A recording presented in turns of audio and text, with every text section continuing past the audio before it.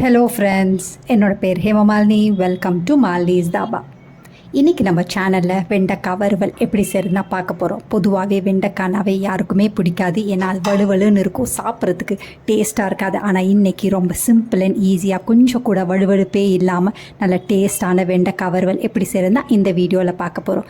வீடியோவுக்கு போகிறதுக்கு முதல்ல இது வரைக்கும் நம்ம சேனலை சப்ஸ்கிரைப் பண்ணாமல் இருந்தால் மறக்காமல் சப்ஸ்கிரைப் பண்ணி வச்சுட்டு பக்கத்தில் இருக்க பெல் பட்டனையும் ப்ரெஸ் பண்ணி வச்சுக்கோங்க. அப்போ தான் நான் போடுற வீடியோஸ் உங்களுக்கு நோட்டிஃபிகேஷனில் வரும். வாங்க டிலே பண்ணாமல் வீடியோவுக்கு போகலாம். வெண்டைக்காய் வறுவல் செய்கிறதுக்கு பெரிய கடாய் அடுப்பில் வச்சுருக்கேன். இதில் 3லேருந்து 4 டேபிள் ஸ்பூன் அளவுக்கு எண்ணெய் சேர்த்துக்கோங்க. எண்ணெய் நல்லா சூடானோன்னு 1 டீஸ்பூன் அளவுக்கு கடுகு சேர்த்துக்கோங்க.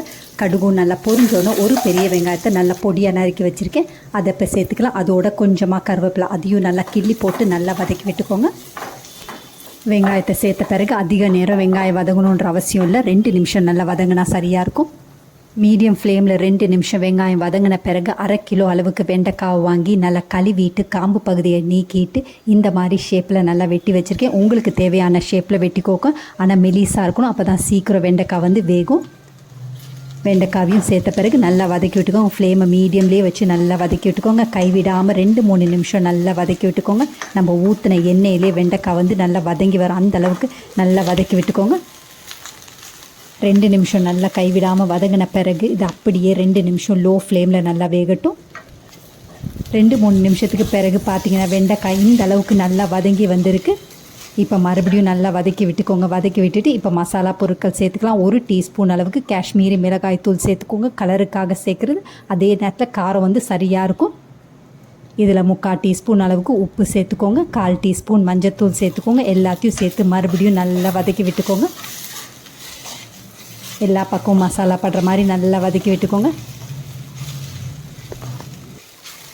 10லேருந்து 12 நிமிஷம் வெண்டைக்காய் லோ ஃப்ளேமில் நல்லா வேகட்டும். அப்பப்போ 2 நிமிஷத்துக்கு ஒரு தடவை நல்லா திருப்பி போட்டுக்கோங்க. அப்போ எல்லா வெண்டைக்காயும் ஒரே மாதிரி நல்லா வதங்கி வரும்.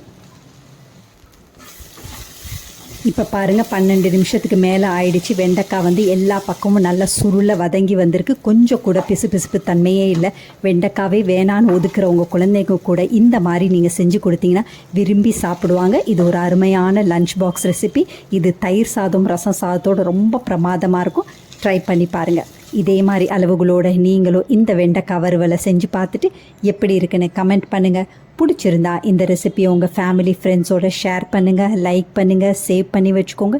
இந்த மாதிரி வெண்டைக்காய் ரெசிபீஸ் அதே நேரத்தில் வறுவல் ரெசிபீஸ் வேணும்னாலும் மறக்காமல் நம்ம சேனலை சப்ஸ்கிரைப் பண்ணி வச்சுக்கோங்க.